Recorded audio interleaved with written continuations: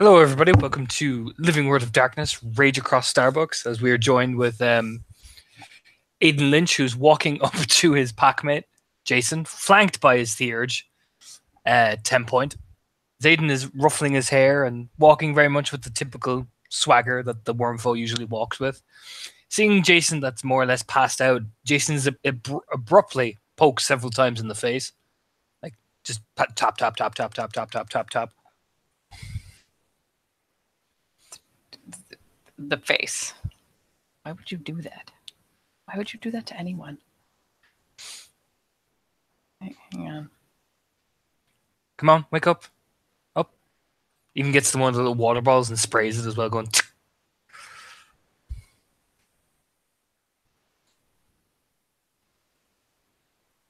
Oh, hang on, I gotta roll. If you're poking him in the face.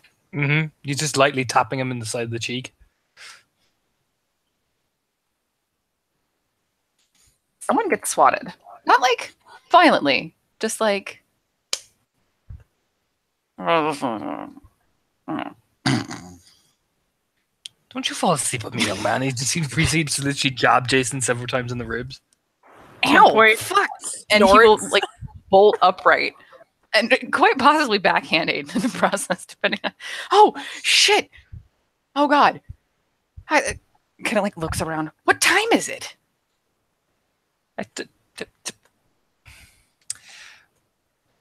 It's late enough, really. Looks around.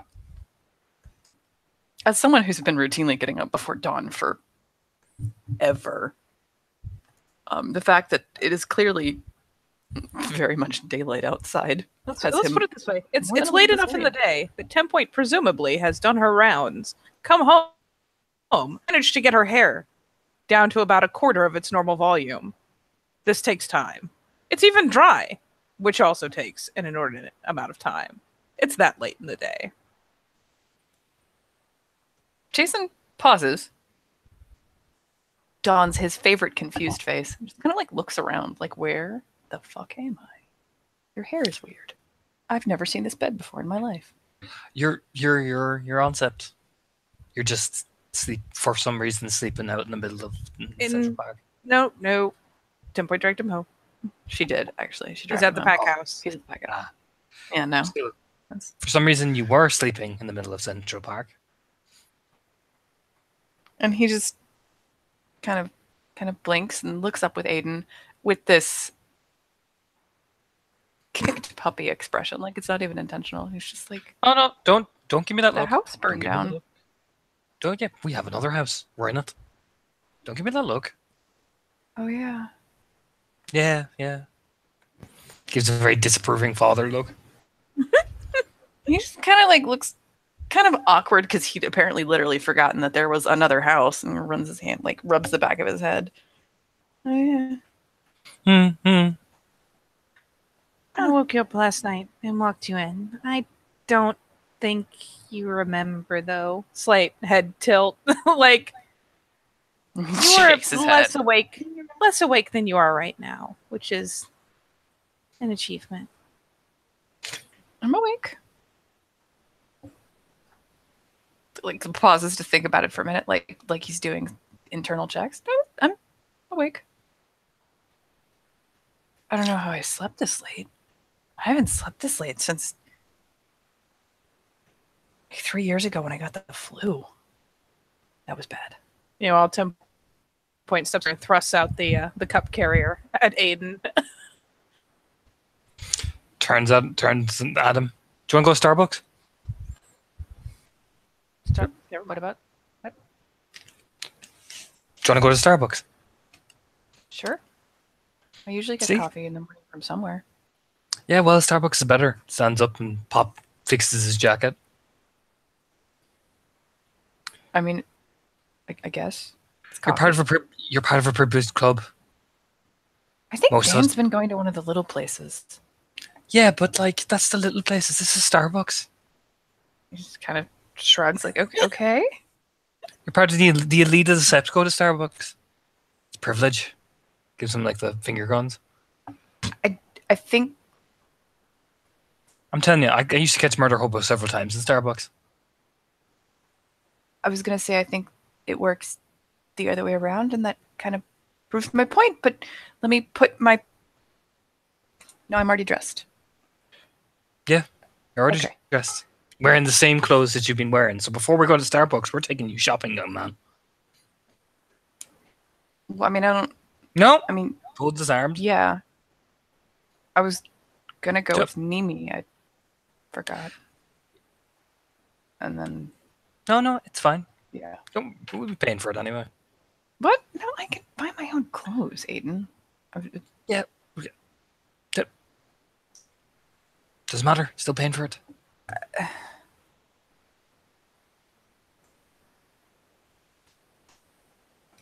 If I didn't have some vague guess as to how much money you actually possess, I would probably try to argue, but I have this feeling it's not going to work. Nods sagely, like you've chosen wisely. Very well, Alpha. We will go buy me new pants. And shirts. And suits. I'm gonna pimp you the Plural? fuck out. I'm gonna pimp you the fuck out, Jason. He kind of like takes a deep breath and kind of pinches the bridge of his nose like, okay. And, swings himself out of bed, gets up to his feet. Now first, would you like a croissant? You know, he hands the fucking like a croissant basically. He will take it. Jason never turns down food unless it looks like it is actively spoiled or smells really god awful. He turns to 10 point. All right, let's move. You know, and he moves out like he's hanging out for the most important mission of his life. Yeah, 10 point skirts towards the door, snagging a jacket. She's already de-antlered. Everything is lovely.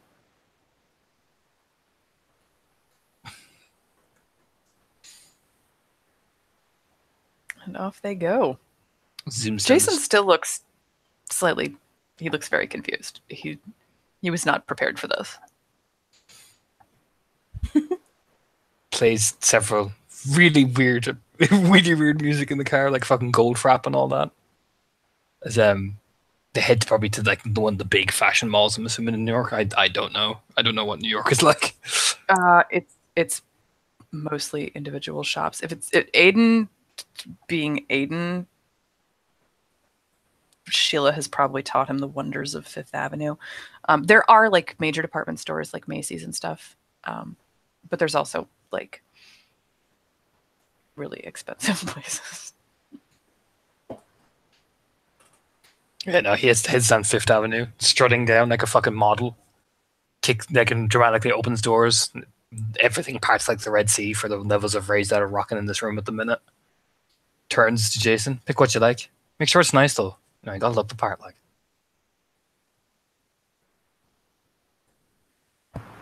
Admittedly, 10 point is mostly just rubbernecking because look at all the stores. Look at all the people. Look at all the things in the stores. Is that even a dress? Head tilt? Like half a dress. Yeah. There's a lot of that going on. Where 10 point is just taking in the kind of doing an almost, well, a flat out like tourist impression almost in human society. Like with the Jesus. I'm following along. Yeah. Doing surprisingly well in those heels. Mm-hmm. But yeah, they'll probably end up shopping in like Lower Manhattan. Not just Fifth Avenue, but, start there. And Jason does appear to have opinions. Actually, they'll probably start at like Bergdorf Goodman, which is right south of the Sept. But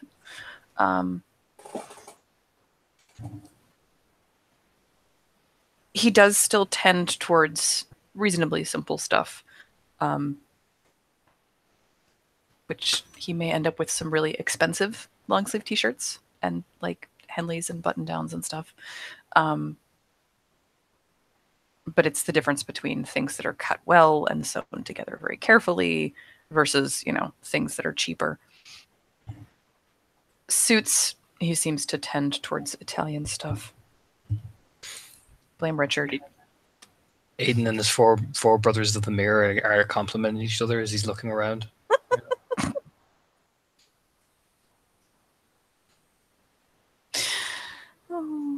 in a change from at least the last time that 10 Point was allowed out while there was shopping. She is boldly wandering, which is, again, a vast change from sticking very, very close and seeming very, very puzzled. But yeah, she is never meandering too far. She is not a 5-year-old loose in the nice, expensive clothing store, but she is meandering and looking at things and circling back periodically to one or the other, but exploring a little bit. But yeah, Jason will, he'll pick up this and that. He is probably caught price comparing and attempting to not rack up a ridiculous bill, and then probably scolded, I'm guessing. Yeah, he is. Aiden just folds his arms and stares at him, judging him. 10 Point will even be the reason that he gets caught, as they're like comparing price tags, and 10 Point like pops up out of nowhere. What you doing? Nothing, just trying to decide which one I want. Slithers in like a snake. I see your He's shit. Clearly holding the price tags. Like, I see your shit. He literally slithers in beside him like a snake. I see your shit. I see that shit. Jump. Nope. Jump. Jump. Jump. Don't you sigh it. Don't you sigh at me. He rubs his face again. Am I allowed to have any idea how much is appropriate? Nope. She has got it covered. Pats his shoulder. Now, big question. Does my arse look nice in this? You turn with the suit pants. I do look kind of very frankly assessing me like, no, I don't like the way the back pockets sit. Yeah, I was thinking that. Doesn't have give enough, like, slaps his ass. I don't know. It doesn't have that nice, 10 Point does a head tilt. Nods sagely and goes back inside the dressing room thing. A woman tries to come and help Aiden. He just, like, Ruby rods her away, like, zzz! You know what I mean? Oh, God. Jason will actually relax slightly if Aiden is trying on clothes as well, at least. Mm-hmm. He'll probably try and convince 10.2 as well. 10 Point is, again, just go figure. She's actually pretty much game for whatever, but doesn't seem to have any idea how to pick out clothing. And when he's like, well, do you like this or blah, blah, blah, or do you, what kind of stuff do you like to wear? She eventually shrugs and is like, Raya buys all my clothes. Shrug.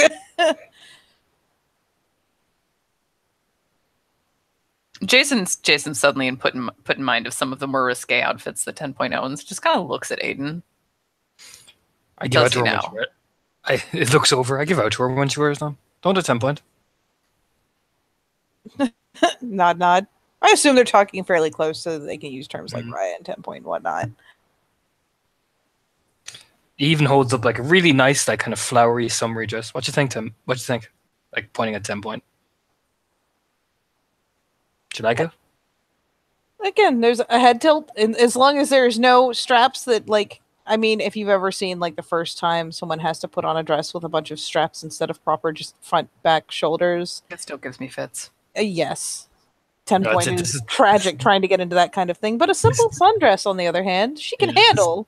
This is designed for her just to step into and pull up, essentially. It's nice and loose.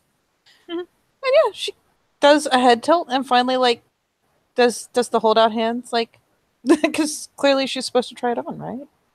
Yeah, he'll hand it over. Hey! And she'll brighten up and go ahead and find herself a changing room. Just nods. To her credit, when she does emerge, she's still wearing the pants as they are essentially legging tight. And when faced with dresses that are any shorter than her knees, she has a tendency to wear leggings or pants with them, so.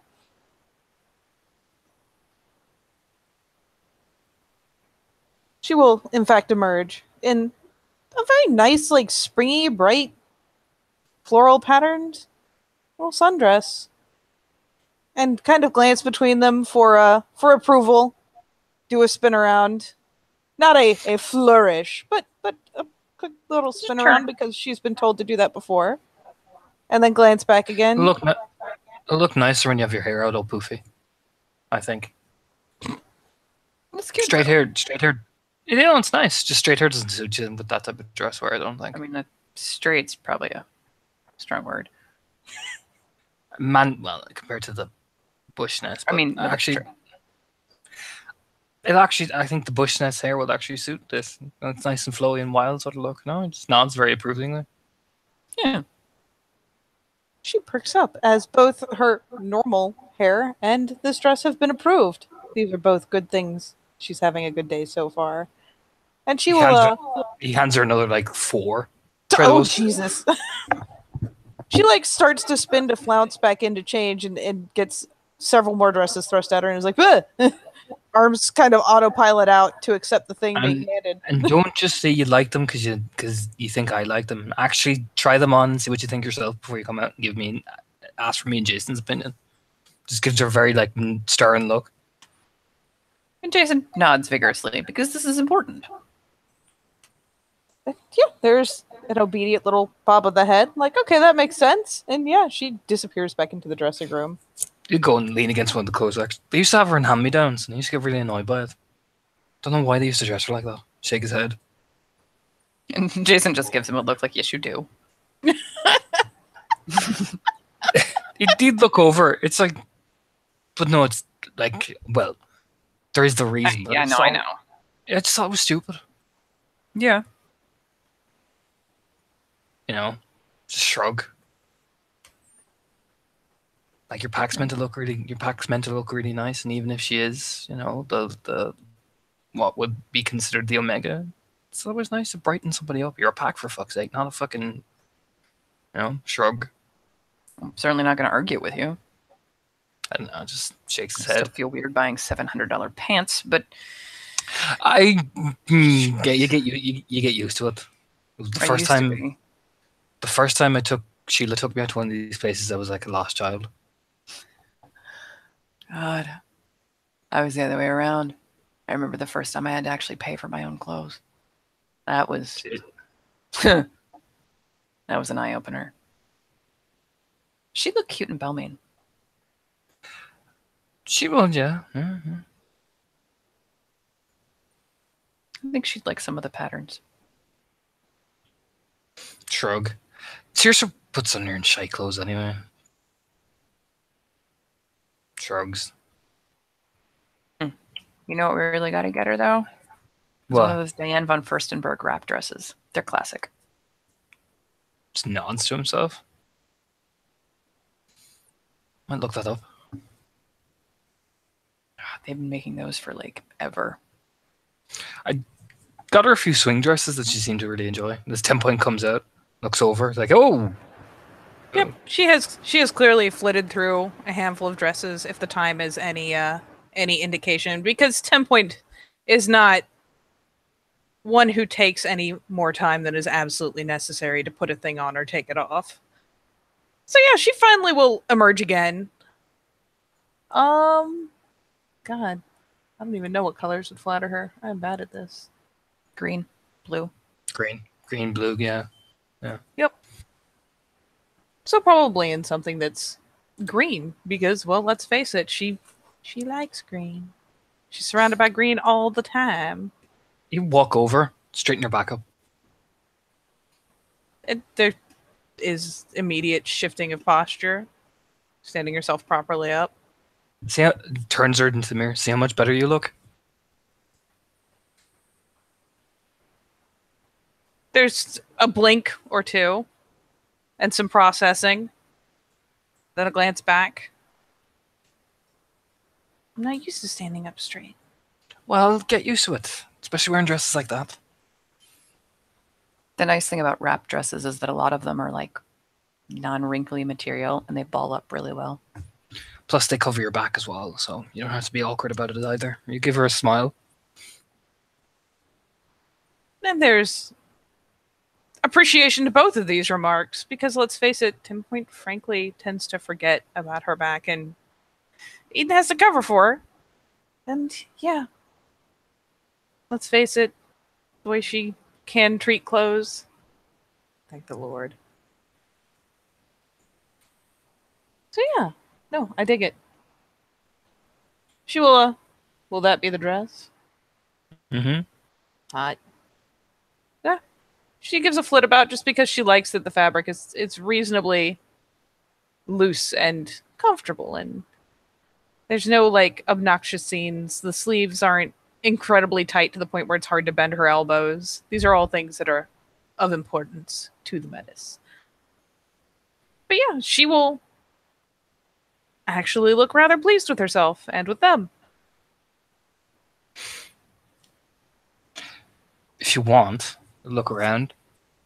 What you could do to make yourself look really nice is get a few earrings and stuff like that. Maybe even like a jewelry on for your wrists and stuff. There is such a oh god, I'm lost. She understands the concept of wearing jewelry, but would you let a 5-year-old pick out their own jewelry?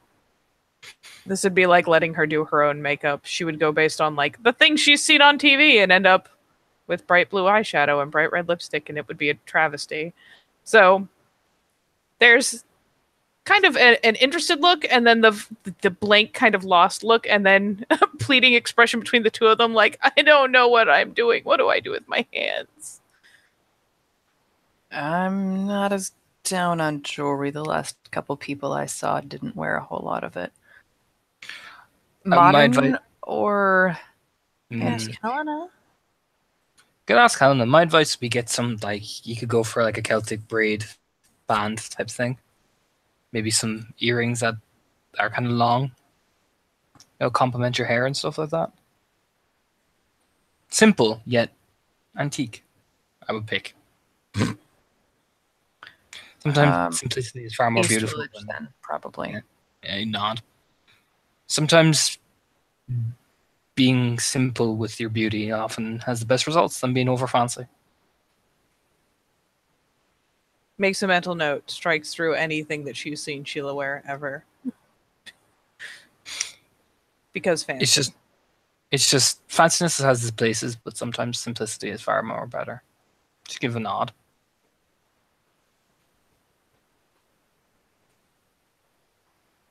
I think maybe coming back for the jewelry with Helena will be easier.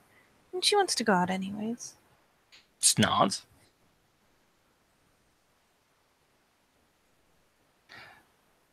That will need a budget. So. That will need a big budget. Will it? That's some parameters. I still have money from the bet. Good jewelry costs thousands. Yeah.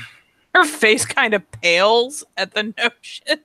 Like I said, Jason is carefully not mentioning the fact they bought him enough clothing that his the bags of t-shirts and jeans, polo shirts that he's holding, and they haven't even gotten to the suits yet. Probably a couple thousand at this point. What you want to, like I said, what you want to do is keep it simple. Simplicity. If you go overboard, you can spend a lot of money on jewelry. Well, thankfully I only have so much to spend, so that helps. Make sure Helena knows that. That'll be the first thing I stress.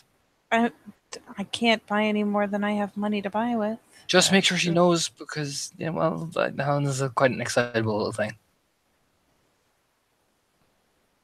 They say all this. I feel like 10 Point's going to end up in not a Claire's, but something of similar quality. Just Macy's. Probably. They've got cute stuff. As long as you don't come back with bright neon earrings, then we'll be set. Are you? They probably shouldn't go unsupervised then. Yeah. Blink. Yeah, we should probably go with them. Nod sagely. Jason nods. I don't think she's going to mind. He just doesn't answer. I knew girls like Helen in school. They like neon. She does like bright colors. Yes.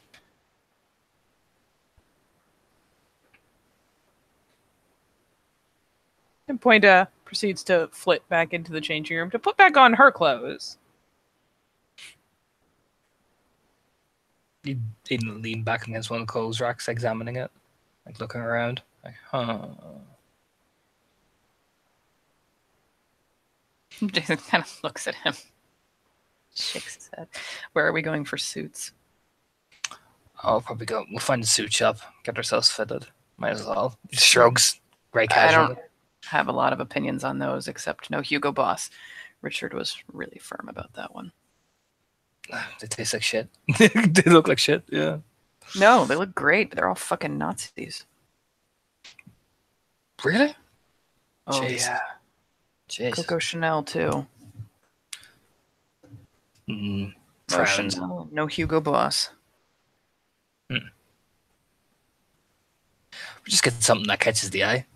After all, since we got a fucking, fancy smancy new water, might as well get fancy smancy.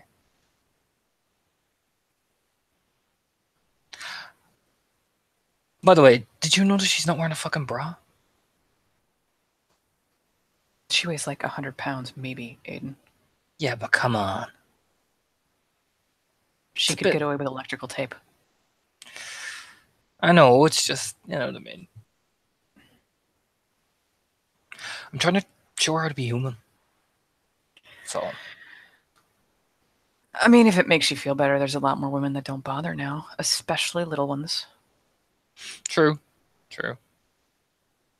And from everything I understand, they're not very comfortable. I tried one on before, it would like hurt my fucking chest, but then like shrug.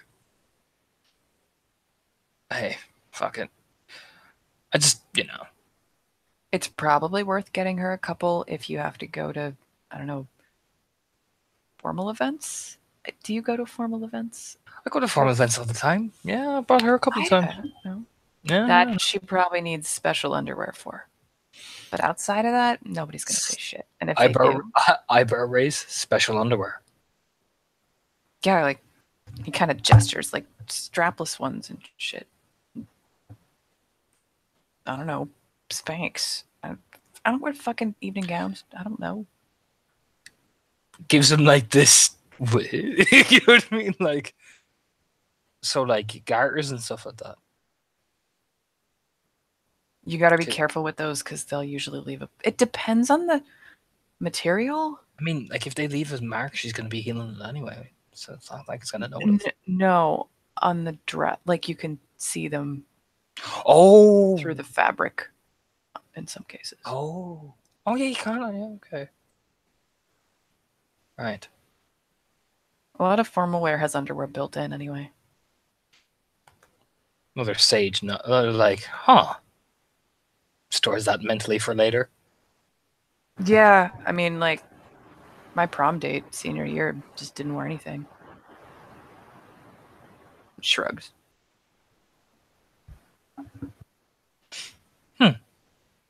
10 point shall emerge. Looking lost as she has finally realizes, aha, return rack. It's labeled.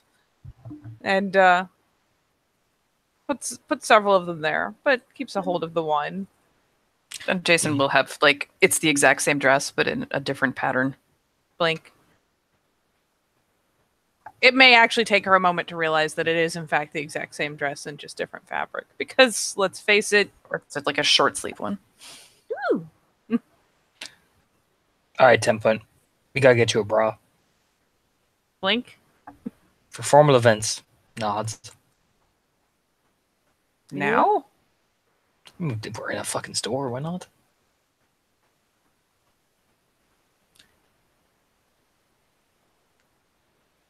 It would probably be a good idea to have at least one other woman along for bra shopping. Oh.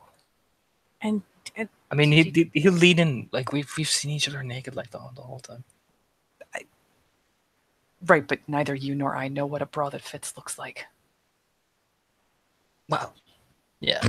No, that's a fair point, actually. I'm usually taking them off, so yeah, he just nods. Kind of shrugs, like, I mean, yeah. It's not very helpful. He knows really well what the ones at Confession look like. But other than A lot that, of them probably don't fit. no, probably not. Not a one of them. Yeah. Yeah. But who are we gonna ask to like bring for her with a bra fitting? Helena or Saoirse, I would assume. Probably Helena. The tennis face is so real right now. We could ask Saoirse, but Saoirse just make it awkward. He just nods to himself. Because, like, he leans into Jason, especially because this is bro talk in his mind. Yeah, Have you noticed 10 points are bigger than ours? Jason just gives Aiden this look, like, really? What? Have you, Checking my shit and rolling to see if I heard that so I could do something stupid. Look, Jason, we run around naked and wound the whole time. You notice things.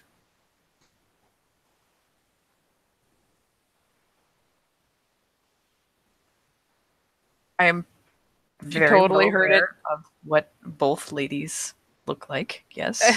She totally heard it, and Jason will catch 10 point as that is said, like glancing down. Now I gotta make a roll. Aiden is lying, but you would never know what that fucking 1, 2, 3, 4. She's like, Oh, she's not rolling to perceive the truth. It was just to see if she heard it at all. Thus no, her glancing down. I'm just going in case Jason wants to check. Jason's like, no, I'm pretty sure you're full of garbage. I mean, If he is, he's very sure of the garbage that he's convinced very. of. mm-hmm. What? She would. You just nod sagely. I remember banshees were bigger though. Nods. You notice things when you're running around at each other naked the whole time. Don't mean it like in a bad way, you know. You might. Jason pauses, like, I can't believe these words are going to come out of my mouth. You might want to take a better look next time. Well, to be fair, we are running at full speed, so you know what I mean? So, like... They're generally more noticeable at that point. They are. So, suit shopping! There was this one girl back home, as he says, you know, as he's walking along. They called her Big Beth. I mean, yeah. There's always one. It was like a tidal wave when she was running in the battle. He'll even do the mock arrow, like reincarnation of it as well.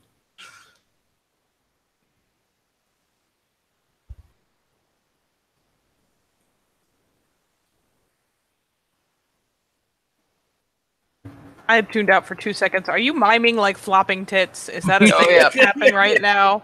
Yep.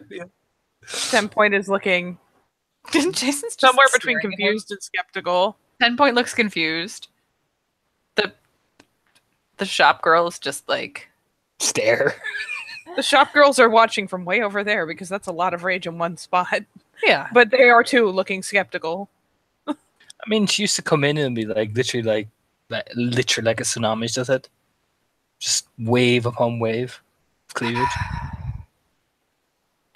Jason just shakes his head. So suit shopping. Yeah, no. That stuff embarrass you, Jason? Is he turning to like walking out of the shop, walking backwards?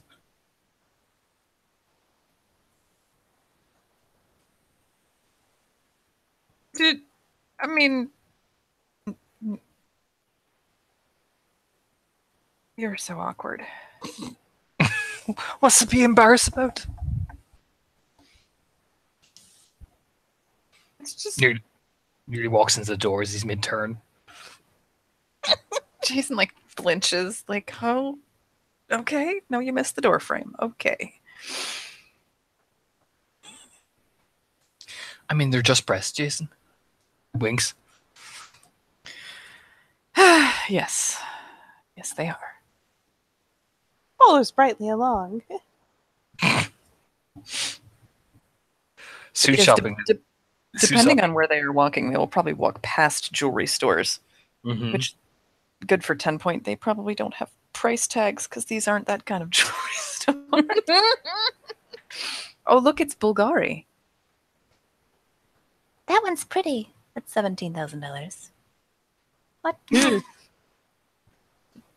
10 point will literally die of sticker shock. But yes, they will eventually end up somewhere that fits you for suits. What would Sir prefer? Aiden just turns and whispers to the gentleman who's fitting him for suits, and he just listens. Make me look sexy, all right? Says very seriously. Do you know what I mean? Aiden will get some very tailored to within an inch of its life, narrow-legged, snappy kind of suit. Jason will probably go for something that is maybe slightly more traditional and less cutting edge. Stares at himself in the mirror. Looks over at Jason. Jason nods approvingly. Oh, we look good. Yeah. End up getting you laid with these suits. I mean, that's not ever really been a problem. Yeah, but grins. Get you the fancy woman.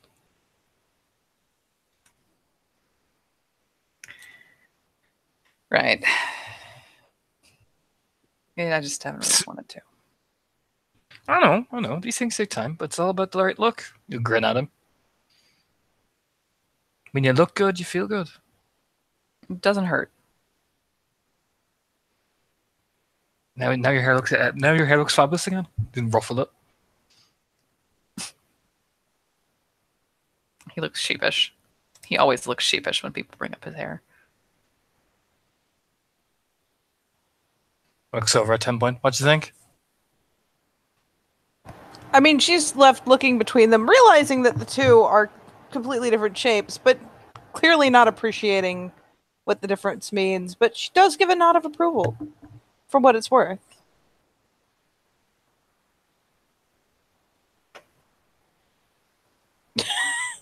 Oh, wrong guy. Damn it.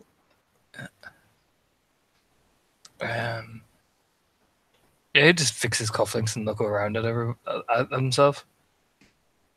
I don't know. Ever since this new order came, I've been tempted to wear suits on the fucking set. Because why? Well, you know why. If we're gonna do that, we gotta go get the bespoke ones, like fucking Bond, so we don't rip the shoulders out every time we punch somebody. Yeah, it was awkward. I don't know how much those cost. A lot. Yeah. The mention of ripping out the shoulders, Tip Point actually walks over and probably does it to Aiden, picks up his arm a little bit, realizes just how stiff, how tight the seams are, and looks completely befuddled as to why he would want something that fits like this. Her mind has been blown. Because I look sexy, 10 point. Stares in the mirror. But can you move? Not really. But better if the jacket comes off. Yep. That's what you usually do anyway. And he'll kind of shrug out of the jacket and demonstrate that the shirt is a little bit more mobile. There is a learning curve taking place. Though she still seems kind of puzzled as she glances between them and finally shrugs, because you know what? If they hate themselves enough to wear things they can't move in, that is their prerogative.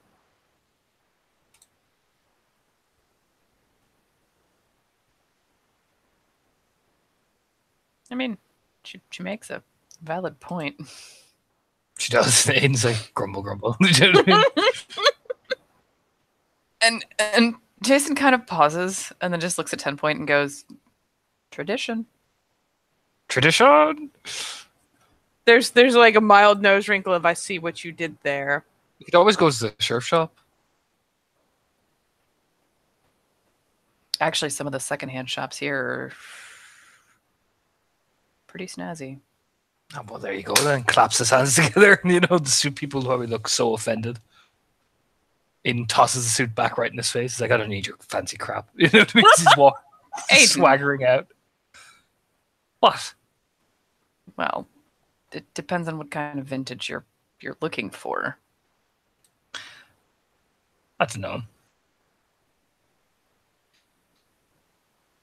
I don't know. We'll see what a thrift shop has. They often have weird stuff there. Besides, They you need a look cowboy to hat. the East Village. What? I need a cowboy hat. Why do you need a cowboy hat? Don't question it. Sheila likes it. He's walking. Well, all right then. So yeah, they will end up raiding vintage stores.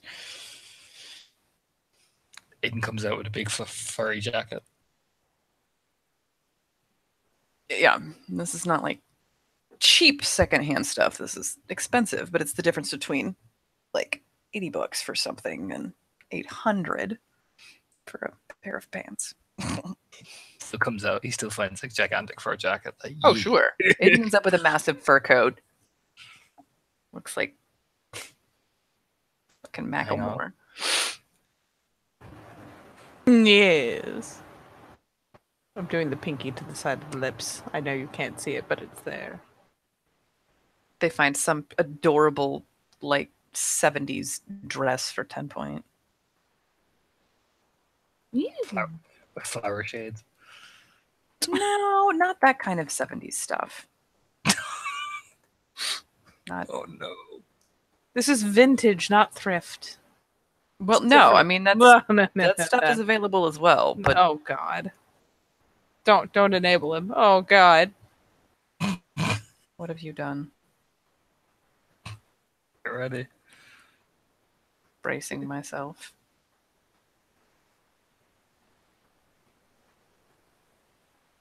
So Aiden is wandering around, finds the thrift section. About 20 minutes later, he comes back out.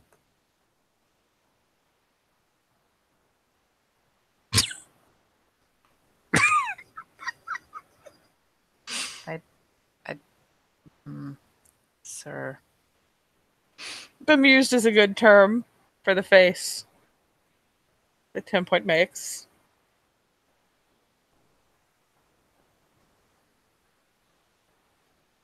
Like pulls the shades down and everything. Look at this shit. I look the fucking bomb in this. Isn't that hot, Ryan? Yeah, I'm sweating like a fly, but it'll be fine. Blank. I don't. Flies? You know what? Never mind.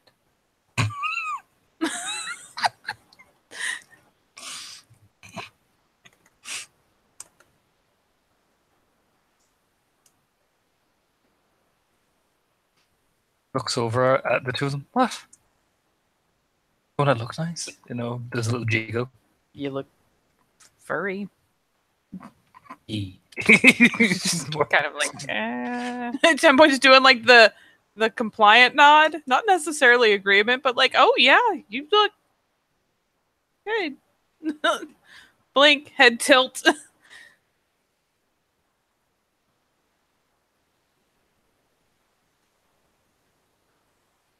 I'll try on something 10 point. What are you all laughing at me for? Jason just shrugs and like holds up the like double-breasted suit vest that he found that makes him look like some refugee from a fucking steampunk event. So much for her. Oh God. Okay, you know what? You gave me the opportunity. Things are about to happen.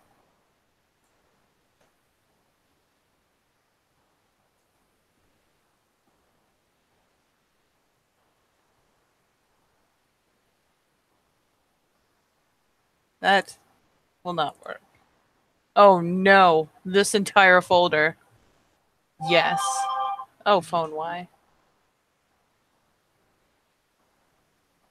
Oh Lord, 10 point goes exploring while Katie's phone makes way too many very loud noises. And proceeds to emerge with all sorts of strange things periodically. There's really... Where did she even find... What? But things like this happen. Albeit without the hair being all done up.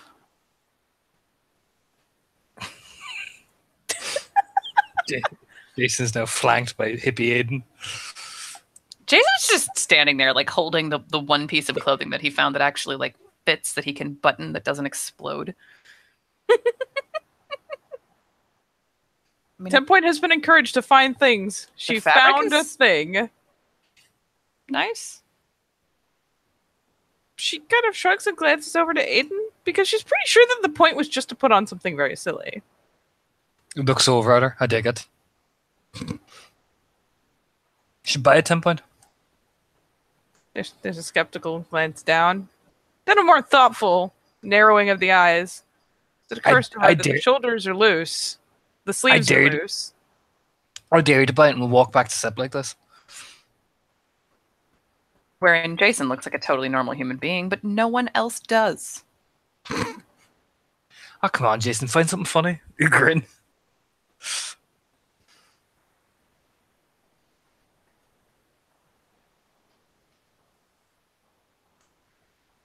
He's just like, I don't even know where to start.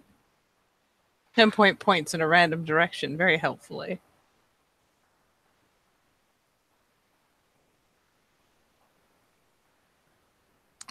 Oh my god! Sounds like a winner. Just for fun. This is the zoom out. No. So bad. Oh god. No, that's probably not appropriate. That is something else, 10 Point. That is ridiculous. That is the same top. We'll assume that the pants are... Yeah, no, it's definitely that outfit. No. Yeah. I'll assume that the pants are something longer, or maybe a skirt, since it is cut off, but... You think this is silly, you should see the other things in this folder.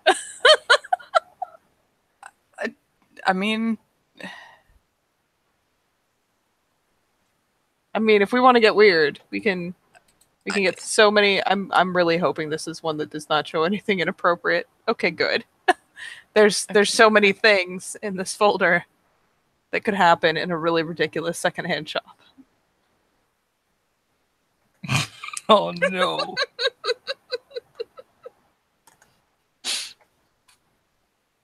Retired tutu? Retired tutu.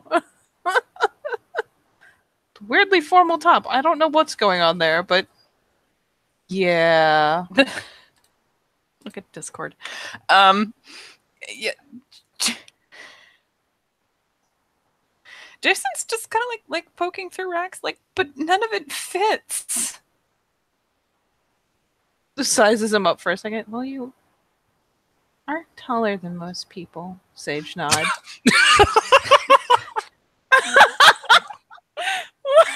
What have we done? And he's just like, I don't know what to try on.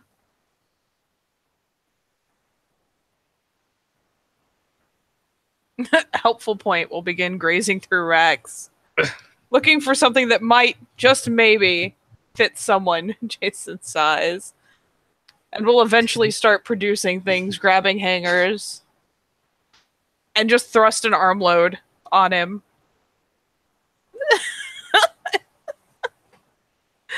Oh my god, there's so many of these things I'm finding.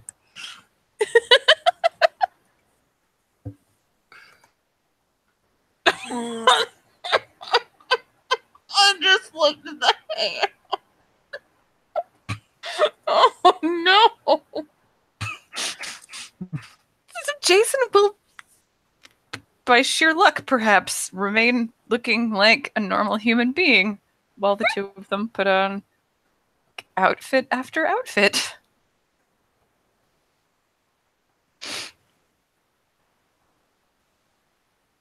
There's all manner of things. Just like this got completely out of hand.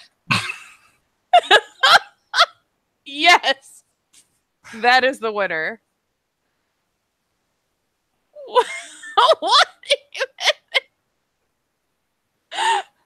That is a travesty. That's the one.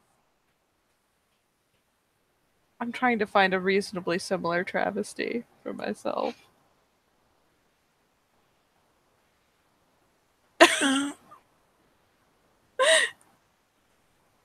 Sadly, not something she should walk around New York in.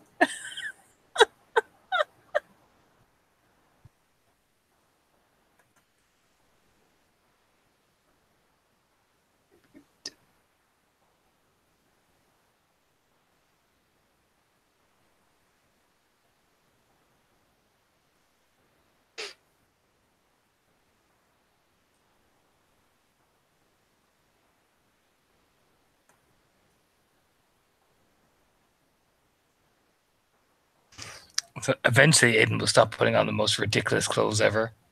And just turn and look at everyone. I'm enjoying this. He kind of nods, looks at the ridiculously like flowy green thing that 10 Point has turned up. I'm like, kind of shrugs. Like, yeah, why not? It is, in fact, both ridiculous and flowy. There's so much skirt. So much. But like, you'd swear this comes from a reclaimed parachute or something. There's a lot.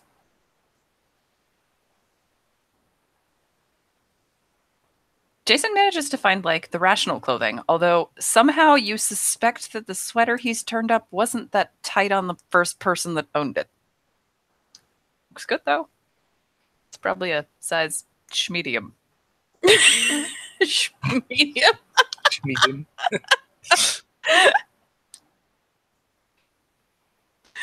Oh, God. Oh, no. Oh, yes?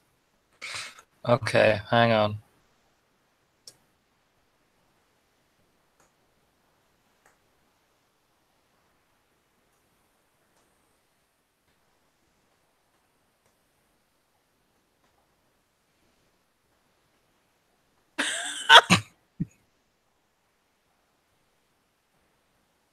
Oh, God. What? That eyeliner, though.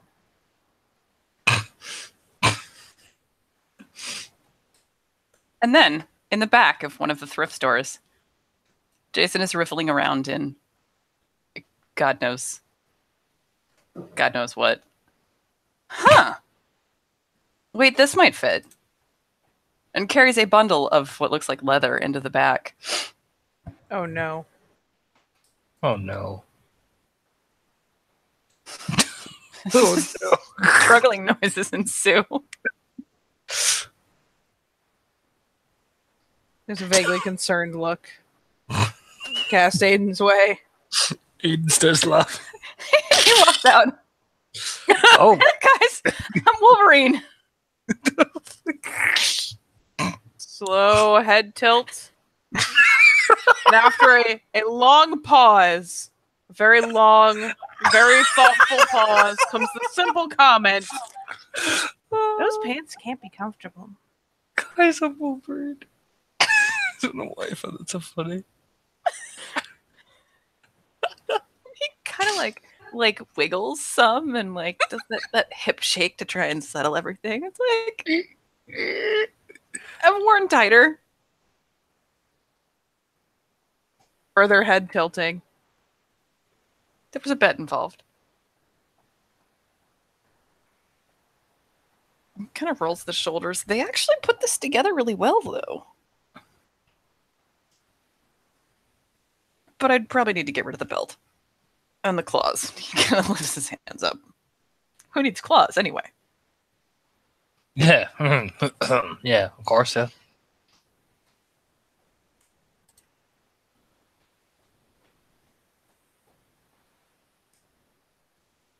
Link. And he will go back into the dressing room and attempt to get it off. Sounds of struggling ensue, and the rather plaintive, help.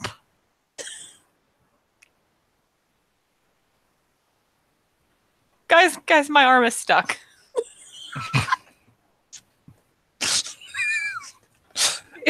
You just hear cackling then from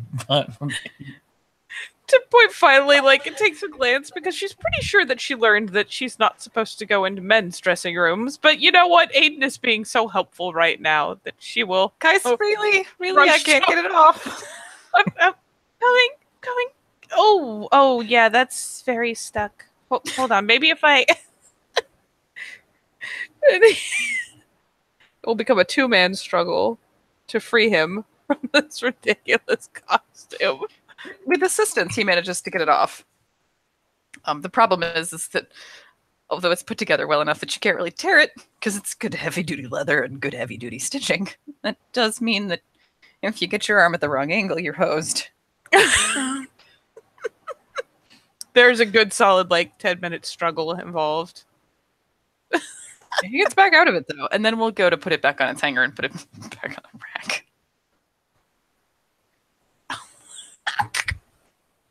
They come out and Aiden's looking like that at them sitting down. 10-point actually balks back a step in surprise because for some reason she didn't expect him to do something ridiculous in the time it took her to help poor Jason out of that ridiculous outfit. So there's emerges and backpedal. Compared to what he was wearing before, that's normal clothing. There's a marked head tilt as she goes about reading his shirt and looking up at him and looking down at the shirt, looking up at him, and finally giving up and shrugging.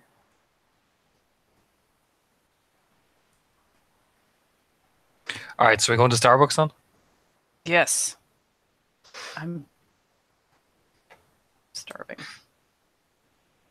They swagger into Starbucks like the fucking sassy Brit. Particularly Aiden, he sass walks into that place.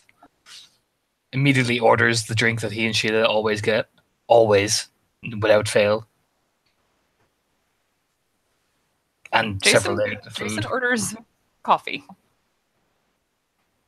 Kind of hesitates. The pour over, I guess. 10-point has accomplished many things in the times that she has gone out, but figuring out the Starbucks menu is not one of them. When he's about to order, Aiden's like, all right, don't be a basic bitch, Aiden. Don't be a basic bitch. She's like, hi, can I take your order? Can I get a venti iced coffee, please? He's like, fuck! You know what I mean? God damn it. Venti iced frappuccino. Venti iced coffee, please? Yes, extra squirt, please. Every order he takes, he adopts that voice. Can I get like a cookie as well? Like, oh my god, thanks. 10-point doesn't know what's happening, but it's entertaining. Especially because he keeps pausing to be like, fuck!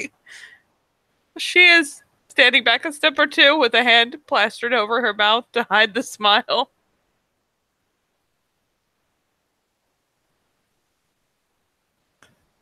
Look, it's really hard to be a basic bitch when you're ordering here. You try it. Try order something. Yeah, you adopt that voice. I don't even know how to say almost any of these. He turns to her and puts his arm on her, going. You say, "Can I get a venti iced coffee?" Fuck! I don't want to get venti iced coffee. 10-point. Oh. And Jason just kind of leans around and is like, "Can we get a venti iced coffee? And do you want a sweet one or normal?" That's 10-point. Sweet. The mocha frappuccino. Now you try 10-point. Go on, do your order. No, that was. But he just did the order. Yeah, but order something else. Wait, how many things? I'm going to assume that you say Iris and not 10-point over and over. Yeah, whispers in their ear. Yeah, he's whispering in her ear the whole time. Fuck it. But Jason's like, wait, how many coffees are we getting? Why would I get another one? Just do the voice, 10-point, Iris. And Jason kind of leans back over and wait, are we getting food elsewhere? No, we're getting food here. Glances at the case. You're going to need a lot of food. It's all like, oh, little munchies. He kind of looks down at like the little sandwiches. Can I get one of those sandwiches, please? 5 of those, please. I will start calling her Iris to make it easier, but she is fucking dying. You know, like the little ones with like the little crisps in them as well, please. Thanks. With the little toothpicks. Yeah. Fancy toothpicks. Fancy toothpicks, please. Oh, no. Iris just keeps trying to sputter her way out of launching into a fit of giggles as Aiden repeatedly puts on the most ridiculous voice that she has ever heard. Or will ever hear, until the next person in line comes up and she realizes what he's doing. At which point, there is no saving her from the giggle fit. Yeah, when they finally get their order and sit down, you hear the next person, can I get a venti iced coffee, please? You know, as they're sitting I would down. like a pour-over with a shot of hazelnut, please. Yeah, when finally she catches someone else doing the same thing, unironically, Iris proceeds to dissolve into a fit of giggles in her seat. As they sit down, like with their legions of coffees and sandwiches, Aiden's gonna turn. Got what would be enough food for like 5 people. Aiden's gonna turn very calmly, but very seriously. You gonna do a coffee walk, Jason?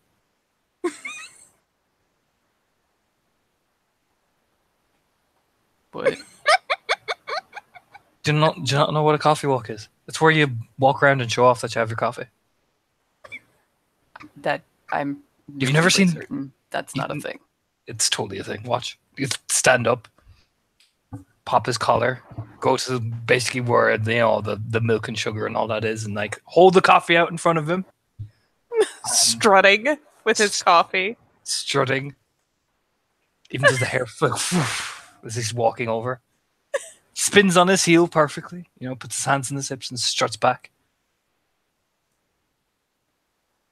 See, that's a coffee walk. I see him doing it all the time. Then probably not.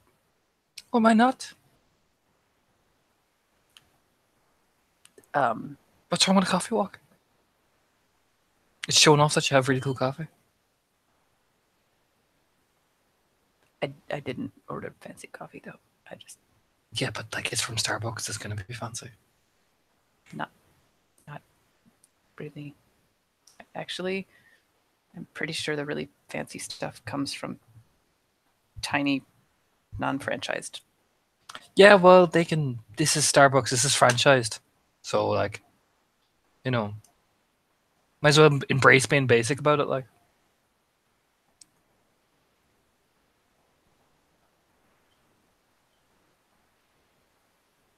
I think I'm good. Fine. Fine. I see how it is. Nods. Kind of nods, thing like I'm just gonna eat this sandwich in my face. Looks at 10 point. Are you gonna do a coffee walk? She has brain freeze in an empty Frappuccino cup. just like and whatever's in this box that I also grabbed. Oh, hey, salad.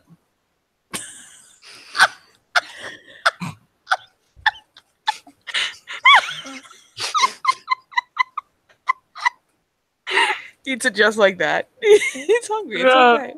I need to click on it to make sure it actually gets screen time over the laughing. I'm trying not to wheeze into the mic. Sorry. Beautiful. Yep. Crunch, crunch, crunch, crunch. Crunch. Crunch, crunch. And then the most important part of every Starbucks place, the selfie game begins with Aiden.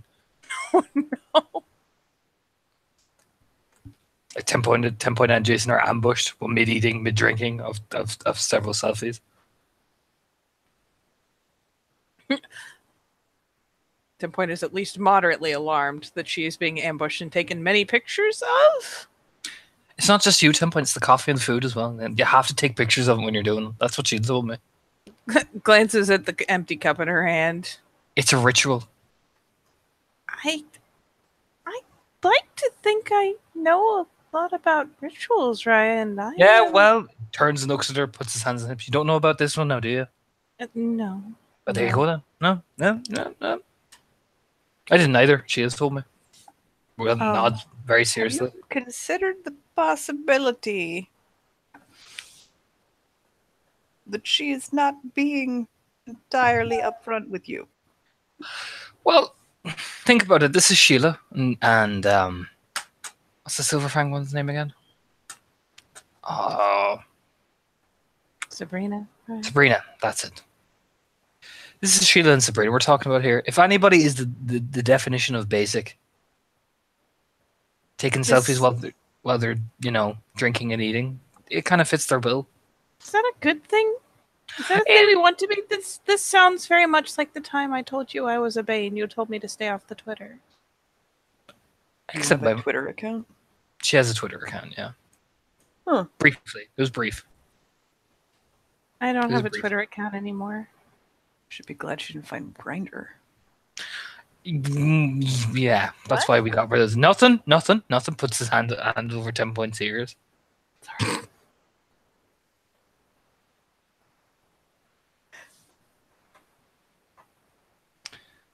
But no, I accept my wife for how she is. Shrug. I mean, I would hope so. Mm-hmm. She likes taking her time changing her. Yeah. We haven't gone. Sheila's Sheila. But no, this is apparently the ritual that you're supposed to do in Starbucks, according to Sheila. I think perhaps it is Sheila's ritual, but he just kind of points sideways to like the random dude on their laptop who is clearly not taking selfies or walking around pretentiously with their coffee. There are, however, other people who are pretentiously walking about with their coffees. In fact, the best part is the ones who are strutting down the street. You see them walk by the front windows, and they've got their coffee pretentiously extended. And there are definitely people who are taking selfies of the food they're eating for Instagram. There are definitely. Of course there are. Then he looks at Jason, looks at the people, looks back at Jason. I'm just saying that I'm more like that guy than that one. Or that one. Points at the random person strutting down the street like, this is my coffee. Yes. Or that one. Actually, there's a lot of people doing that. Jesus. Iris proceeds to take a good look around and concludes, I don't think I'm like any of them. That is probably true. No, you're the Instagram one. Pats her head. What's Instagram? It's a place where you take photos and put them up and go, ooh. Share them with people. It's just dramatic ooh in the background. Pulls out her phone, proceeds to start struggling with the passcode. The little standard for number passcode. Proceeds to try so hard to figure out what Instagram is. She's pretty sure she can do this. She can't do this. It's sad. Computer 0 plus a smartphone makes for tragedy. Or entertainment, depending on your point of view. Now take a selfie, 10 point.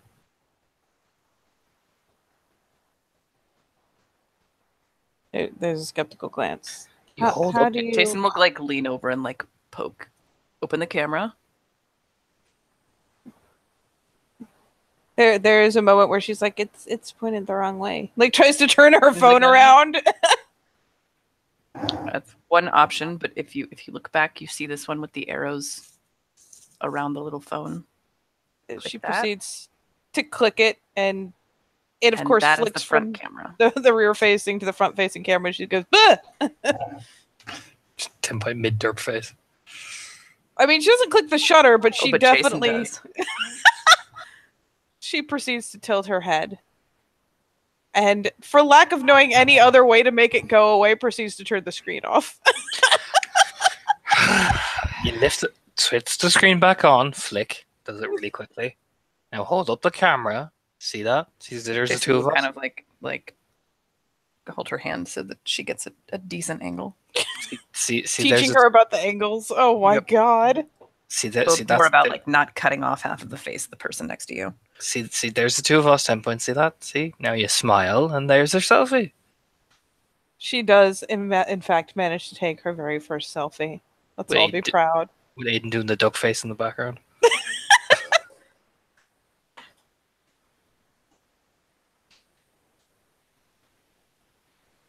Jason will actually like briefly confiscate the phone and take a selfie of all three of them since he has longer arms and it helps. Aiden does the one that you see all the people doing in Instagram with the fucking peace sign and stuff. Yeah, that's the one he's doing in the background. 10 Point does not know that there are fashionable faces and poses to make. She's just kind of making the big doe eyes up at the camera because that's what she does, unless instructed otherwise. Hang on. I have the perfect face that 10 Point's making. Oh no. You scare me. Oh no.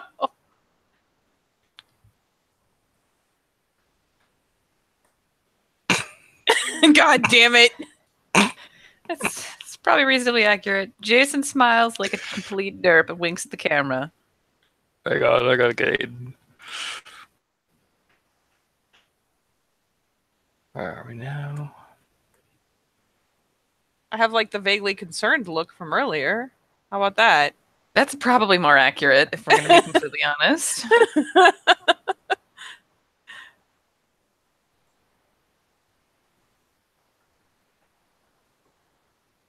There we go. We've got all of them now. That's good.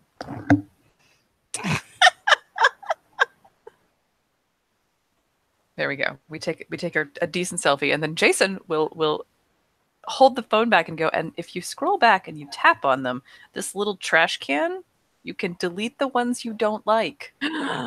Proceeds to immediately start fuddling with the phone. 10 Point, don't delete those selfies. But the one of them is not good. That's not the picture I was using. Are you saying our selfies aren't good enough? It wasn't. She finally flips over to the one where it's like in motion, her pulling the weirdest fucking face of her life. Don't delete that one. Actually, give me that phone. Takes it. We'll send it to his phone. Like calls after the phone, like but and he does a thing, and she has no idea what he does, but hands it back. She gets handed back her phone, and she deletes it, and seems very pleased with herself. Aiden puts that as the screensaver now on his phone. Everyone can clearly see him doing this. She looks so proud of herself, and then she glances over at his phone and goes, "Hey!" Like makes the grabby hands. Locks the screen. And that is why you have to be careful about who touches your phone, and why you don't post pictures on Instagram that you don't want the entire world to see. I don't have Instagram. That's probably good. He looks very happy with himself. Gonna look really happy with himself so the day Sheila turns his phone on and sees that's his screen cover. Sees the derp face.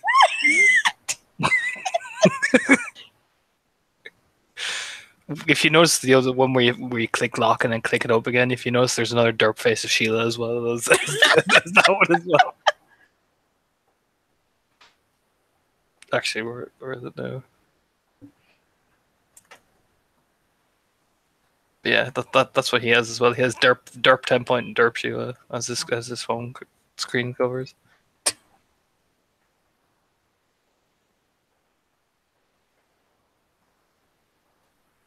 He'll look over at Jason after them joking around. We're probably going to have an actual talk, actually.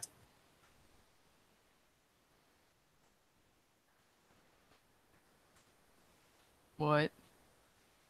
If we're finished here, we're going to have an actual talk. It's probably going to be pretty serious.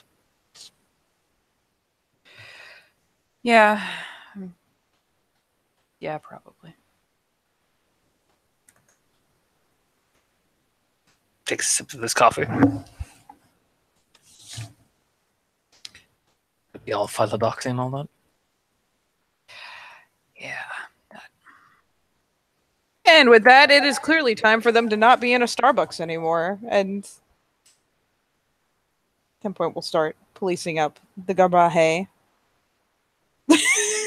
There is nothing left but garbaje. The food is gone. We don't know where it went. All mysteriously There gone. was a strange hoovering noise, and it all disappeared. Yeah. So 10-point will at least be helpful enough to police up all the trash and do away with it so that they can go ahead and make for the car. Or any other secluded place, but the car seems like a good one. You just hop in the car and start effectively driving around. Probably pull up at one of the, like, near enough to the set. It's probably, pull up into the set parking lot or anything like that. You know what I mean? You just kind of drive around, essentially. Probably even pull up to one of the piers. The piers, he can just go on a nice little drive. Mm-hmm. He'll pull up to one of the piers, essentially.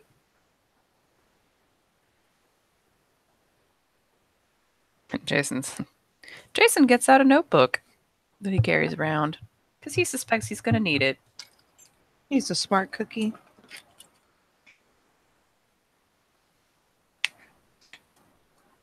Probably easier to talk out the pier anyway. Get to look out the sea. Just nod to himself and he keeps the windows up, like, so if anyone does come by. So, where to begin? That's an excellent question. Well, you obviously know about the Simon thing. Some of it.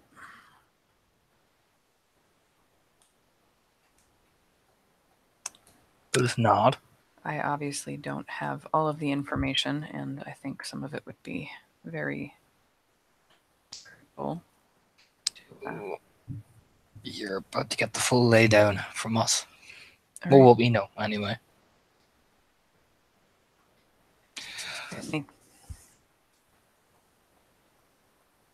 Looks over 10-point. Why don't you start? Oh. You know what happened to Jessica, right? She was shot attempting to prevent the kidnapping of Magda Yes. a month ago. Yeah. He kind of looks at his watch. It's at the day, I think. Yeah. Think so? Yeah. It just says nodding. And of course, we were all fighting. We couldn't be there to help. But all the same, the sacrifice So was the timing made. was not an accident. No, it was probably very deliberate. After it happened,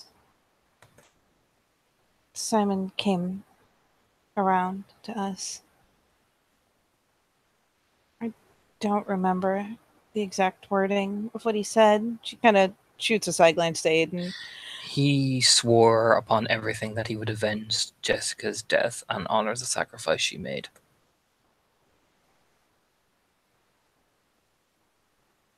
All right. Which he has categorically failed to do.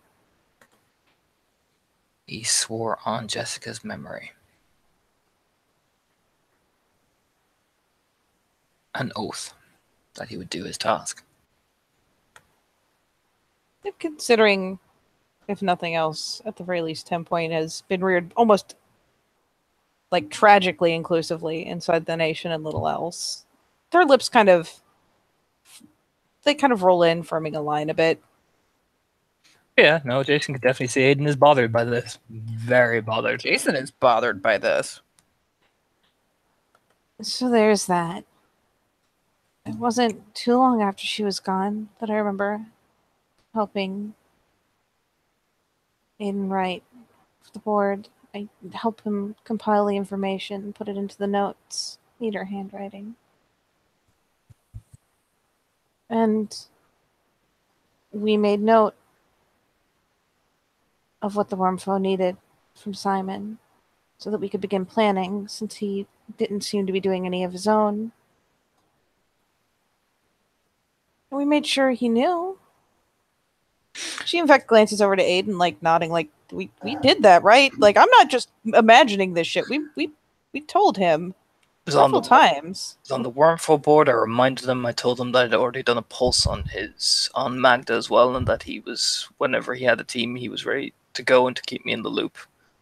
was mentioned in front of the other guardians and the warder as well. And then, of course, after the mission to look after Vivian, the other the other person who was misplaced, didn't you and Simon have a harsh word with the warder? I didn't hear. He'll stare at 10 points, nod. Warder called us aside. I'll give my report to the warder, and after Simon received his battle scar, the warder asked to talk to him, and basically, gave him a smack across the head, saying that he needed to get on and do what he was doing.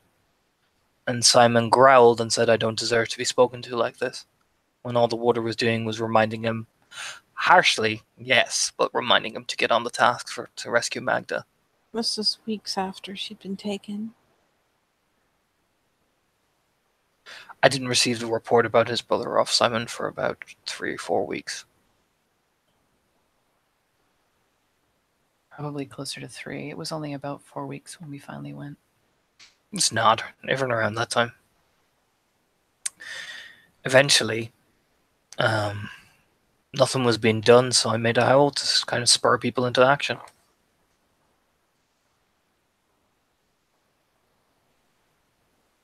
And then Ryan did it himself. And then you saw everything that went on in there then. I don't think I understand half of it. You obviously recognized her. The thing. Magda or Jessica? No. Magda. Whatever she is now. 10 points probably better explaining that. The Caliph of Pain. She's the thing in the hellhole. I had a dream not long before we went in, but I couldn't see enough to know what I was looking at. I saw the way her arms looked, the scales. I remember feeling, and she firmed her lips for a moment, feeling abandoned, feeling betrayed, hurting. And I saw that skin, but I didn't understand what it was and what it meant. Maybe explain what the Caliph of Pain is to him, 10 point. I've never heard of it before in my life. That's not surprising, but... A massive incarnation of the worm. Something big, very big. Probably the most powerful kind of incarnation you'll see in your lifetime. I hope so. She's the anchor for the hellhole. She's the thing that fuels it. And she is the reason that the hellhole still exists, because while we can fight her back, while we can hurt her and weaken her, we can't kill her. Not permanently. The last battle for the hell. Die? Or if she dies, she takes the body of her killer. You become the new vessel. But why would Magda kill? If she did, I imagine her hand was guided, but it's very possible that her pain was great enough to make her a more attractive vessel. Which explains why she was the way she was, because I imagine what they did to her over there for nearly a month.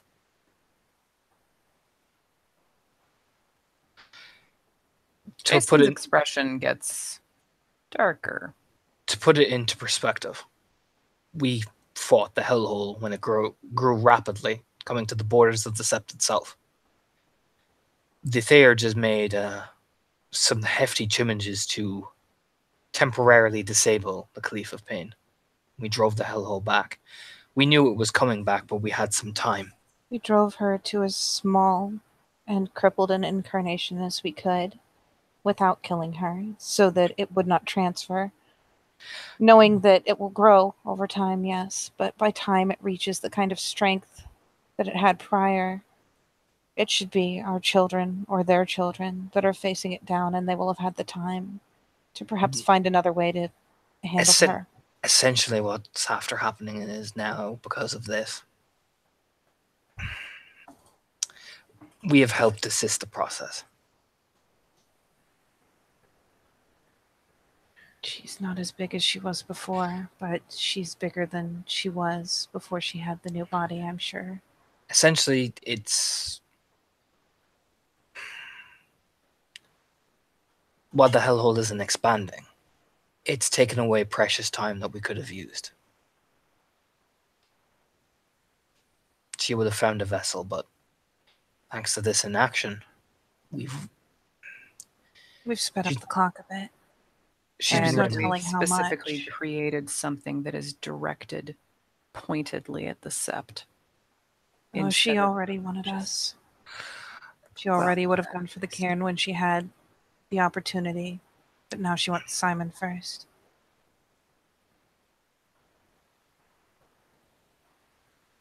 I think what Jason is saying, 10 Point, you look at her pointedly, is that we've just assisted the worm. We have. And it's very possible that they will start gunning for the sept sooner, since she wants something that's inside it. Another point as well to keep into context. 10 Point and I began to take action and take charge. One of the actions that 10 Point was doing resulted in the spirals tracking us to the ranger location and having that burnt down. Probably. I Definitely. was wondering what happened. I can't think of any other reason for them to come find us. It definitely happened. I've The had the howl. fortune to learn a gift. It may not have been you. Perhaps that Karu, or were once. They can be in the Umbra and they can listen just as well when we yell to Yes. get each other's attention. I'm assuming because of this, that spurred the reaction to, well, They Let's just struck say- first. let's just say a number of things were lost. And Jason just nods. And he'll lean up against the door of the car. Well, you saw his alpha's first priority was to looking for an item that was part of a deal that was null and void since Felix's death. What was that even about? I don't know. Apparently there was some information or something related to a mission that was long since past. And from what 10 Point understands, and she would know. I think it had something to do with a Bastet. I remember a group of them spoke to Obsidian Claw, and he sent them to speak to another, but I don't know the details of the deal. But regardless, from what I understand, it will be null and void since Felix was the one directing it. But that was The hardly to case bear. that we're making is not against Jacob Clay, however. I'm just saying it adds context to the situation. The fact that Jacob was still prioritizing some book over the mission parameters and trying to split the mission group. It does suggest that he was at least distracted. Or failing to submit to the higher end station. Aiden was leading that mission. And I'm assuming you saw after as well. Jason kind of pauses and then looks up at Aiden. Well, I wanted to bring Simon to the water. Jacob chose issue with that. Oh, is that? Well, One does not respond to the invitation to challenge if they see something wrong by saying, "No, you challenge me. You're not children." You'd think an Adrian Philodox, particularly the master of challenges, would know that. I think I should concentrate on one thing at a time, but if a case needs to be made against him as well, then that is probably a more personal thing. I'm just saying it adds a perspective. If that is the alpha managing a pack, well, what the fuck is Simon doing? I just want to know what he's been doing for all these weeks. Don't know, and I don't follow him around, so I don't have any way of finding out. Magda had some accusations. Yeah, She's I heard. Drinking and Yeah, work. Does he have a job? I have no idea. He's in a ruin. How would he? He didn't look I over. have no idea. I mean, if I tire myself out enough, I can usually go out and people don't freak out nearly as much. That's not a thing. Shh. It totally is. It's mostly because he's trying to do it at 3 o'clock in the morning. It's more that spending rage doesn't change the fact that the curse is based on your perm rage. Shh. Allow him his illusions until they are shattered, okay? That is very well. I just wanted to make sure you were aware out of character. He can have his illusions.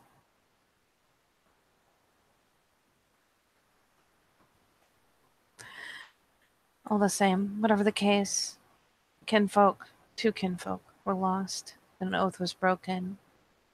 The worm was strengthened. People and in now higher- has... People in higher station were disrespected by Simon. This is true. And the hellhole now has reason, even if it is not waiting to gain strength and to spread, but to send its minions to the sept seeking Simon. So long as he is within the sept, it is what they will target. They have the same gifts we do. If he's outside of it, they will stop targeting the sept, I imagine, at least until he is settled. Or he's going to put or when he's outside the sept, he's going to put on more potential kinfolk at risk in order to get at him. And other guru too. So either way, he's become public enemy number 1 in terms of the Black Spirals. He's what she wants. She made that very clear. Yeah, she did.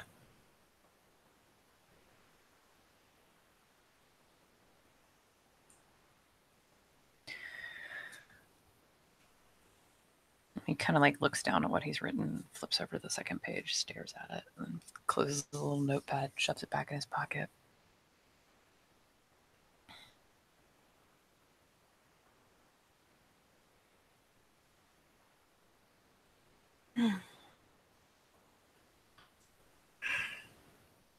It's heavy business.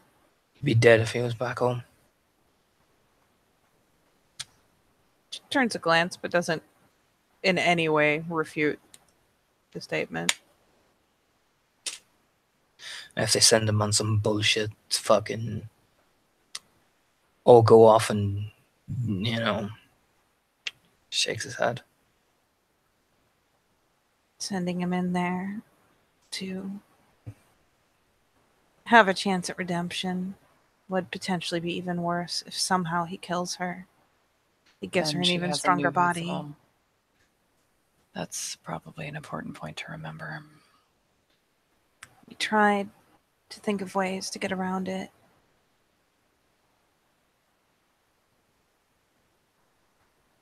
But she is a powerful, powerful being.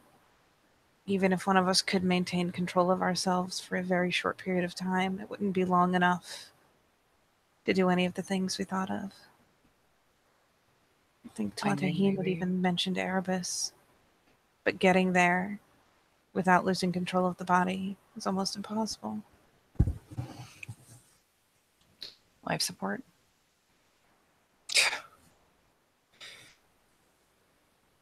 It won't work. He shrugs. Speaking of things that won't work and the hellhole.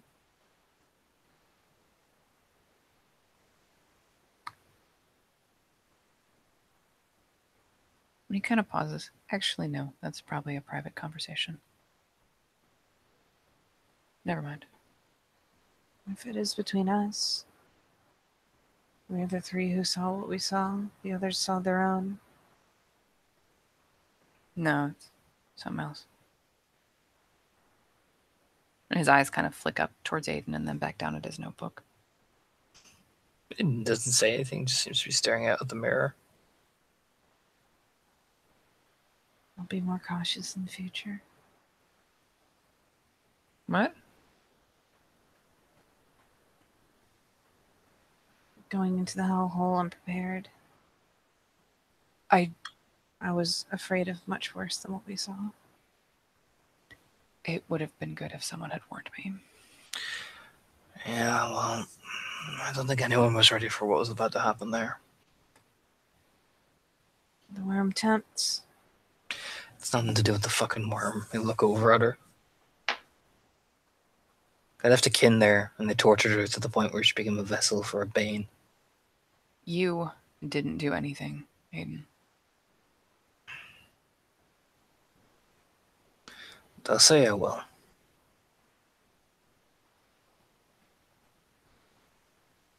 And if you had gone in without Simon, what would they say? How do people in the nation feel about poaching other people's kinfolk? Not well, I'm guessing. No. Not well at all, no. A grin.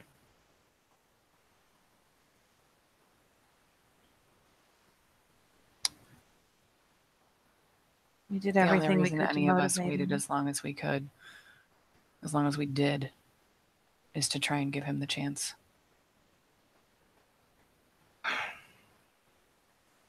We tried to push him. We even gave him tasks, things to do, so that he wasn't directionless. He left her there. Yes. And he'll pay for that.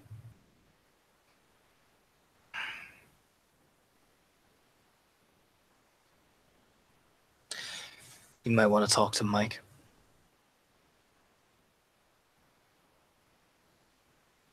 The Kinfolk Council later, just to make sure the kin don't lose their goddamn fucking mind. And to make sure that they know to ensure that others don't take up with Simon. They also need to know what Magda has become in case her face is seen again. They I'm do. sure there are people that trust her, or did. Yeah, you probably want to explain it as delicately as you can. Mike's a reasonable man. He'll take it in stride. I should probably inform the Fury that came to Sept as well. Yeah, you probably should. You rub his head. We're of a rank. It should be the most painless way to do it. If she gives you any shit, you can send her to me. She's been markedly agreeable so far. Like I said, if she gives you any shit, send her to me. Of course, Raya. I'll go talk to Mike then. And actually, I should probably... Well, I suppose he's the person to ask about kinfolk rights. I probably ought to get a copy of the bill, just so I know what it says. Yeah, Mike can give you it easy enough. He's probably the best person to talk to. Probably. I'll ask him then.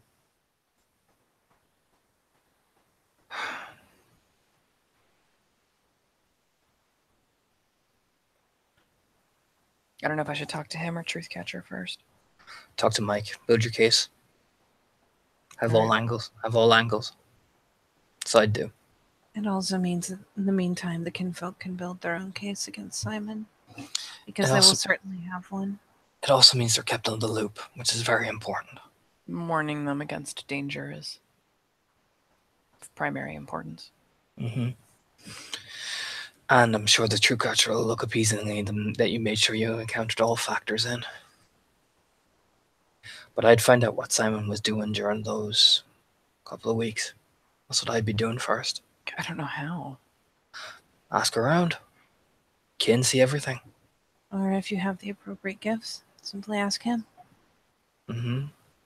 True. Do that for the Truthcatcher. That too. That too.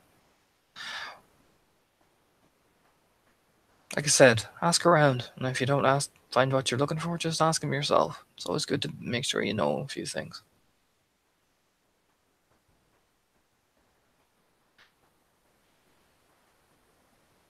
But don't let him go on some sort of stupid redemption mission. He doesn't deserve that. I don't know what I'm going to suggest yet. I know what I'd do, but he'd shrug. It's not my decision.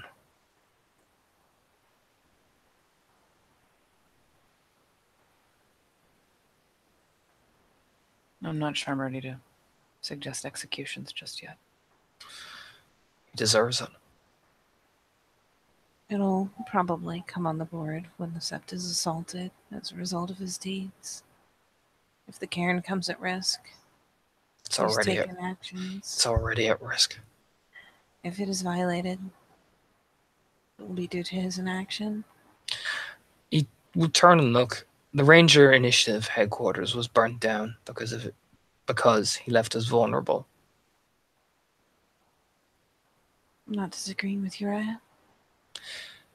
We lost maps, plans, locations, information, shrines. 3 of them. But I'm still working to rebuild.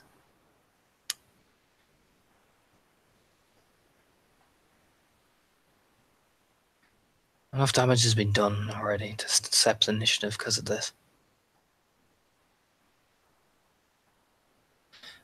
And that, you just stop and stare out the window again. And that woman's going to be suffering for the rest of her fucking life. Can't even kill her. And then what? You can't. I can Well, no. ask Chimera if there's some way to free her from the body. We're going to have to figure that out, but he's damned that woman now to a fucking life of suffering. For what?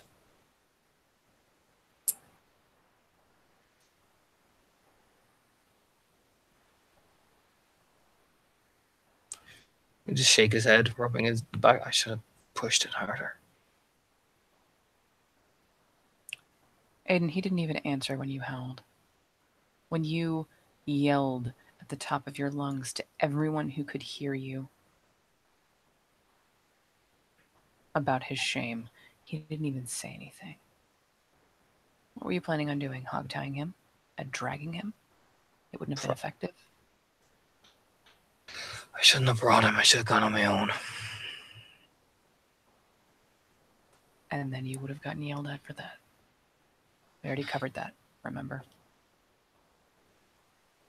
She might have still made it back home. For what it's worth, through the link, Jason exclusively is feeling a soft wave, just a tendril of thanks, gratitude. Aiden, this is not something that you will hear me say often, because they are not words that taste good in my mouth.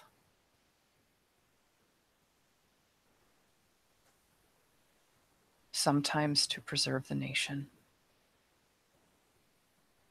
things must happen for the greater good. Your reputation and functionality as Wormfoe is more important than her life. I'm sorry.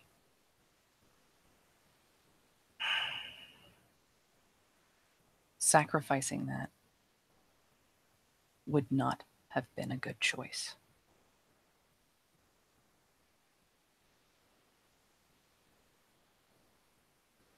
And he gives that weird kind of like lopsided little smile. Not saying I wouldn't have gone right with you. But Yeah.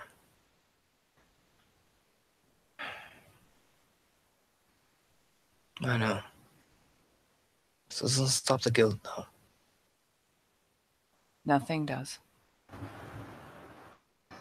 Nothing ever does. 10 won't interject verbally, but she will as they go on. Lean forward in the back seat enough to lay a hand, just in an attempt to be soothing, pressing that through somewhat as she sets it on Aiden's shoulder. That's it. Just a light hand. Just make sure he suffers. Alright? It wasn't just Magda that you burned. I know. All those photos of her. Gone. Oh, wait, no.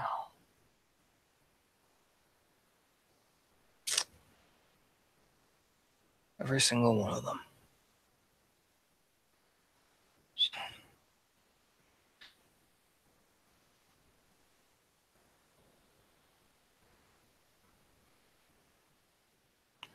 Don't worry about it. You start starting the car.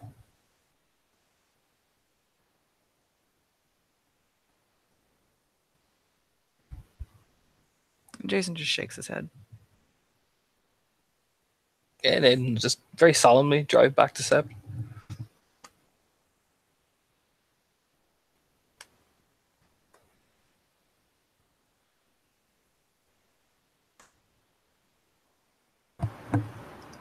And when they arrive, whichever way various people go, at one point we'll adopt her more common position of sentient shadow, as far as Aiden is concerned. Not bothering him, not necessarily touching, but keeping near at hand once he's parked. He just gets out and very quietly, very solemnly starts walking to the rock. You know, And Jason will walk with him.